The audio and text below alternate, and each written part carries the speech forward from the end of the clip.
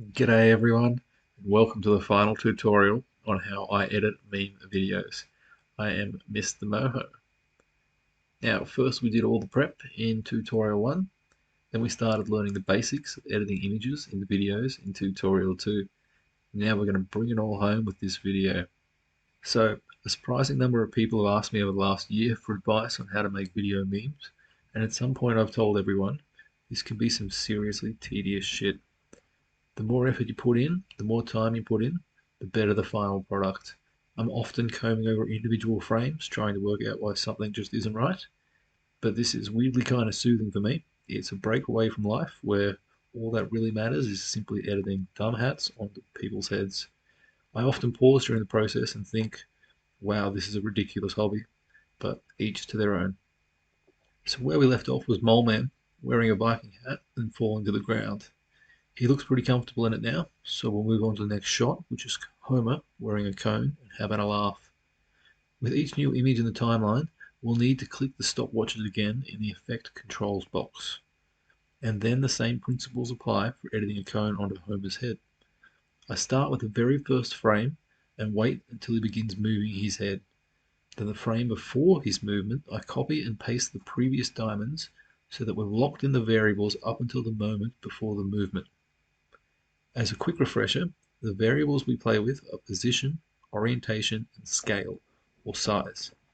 With this scene, we're lucky that the size doesn't change. So once Homer starts moving his head in one direction, I'll find the end of that movement and set the new variables for that frame.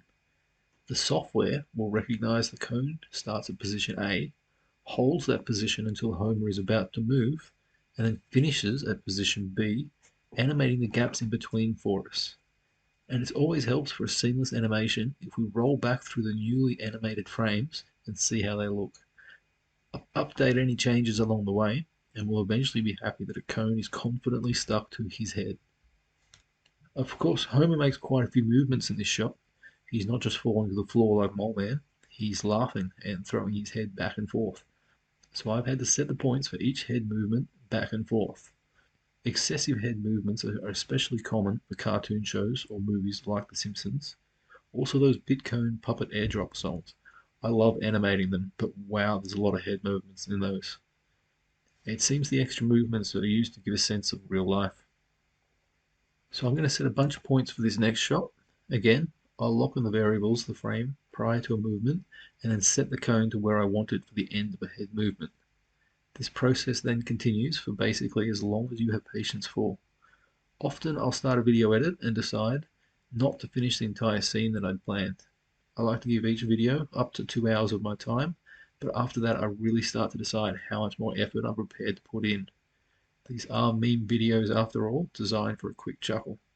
But the more of them you create, the more you begin achieving in a short amount of time. So flying ahead, I've set the positions, sizes and orientations of the cone for each of the remaining shots, and the cones look good. Note that it looks like I've done a lot of work, as there's a lot of points in the effect controls, but remember at least half of these are copy and pasted. Control C, Control V. Finishing these cones on Homer's head took really no time at all. This short little video is easy, one of the quickest edits I've done.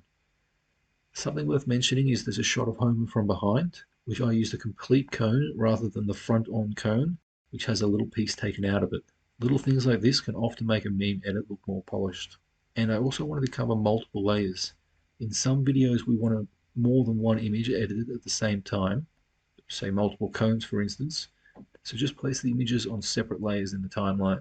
You can add as many as you can fit in, really be bothered to animate. Note the layer highest up on the timeline will always be the layer that appears on top of the others. Also, and here's a curveball, the diamonds on the left don't have to be diamonds. If you right click on a diamond, you can change it to other settings. The diamonds are telling Premiere to animate the frames in between, but we can also tell it not to animate those frames, and there's other options as well. This information is particularly useful because for whatever reason Premiere likes to keep us on our toes and often changes the diamonds into circles or hourglasses. And you might not notice while you're updating your images, but when you roll back through the frames later on and you're wondering why it doesn't look right, that's usually why. So find the wrong shape, right click and set to linear. And with all that being said, let's take a look at our new meme video edit. Hans Mole Man Productions presents Man Getting Hit by Football.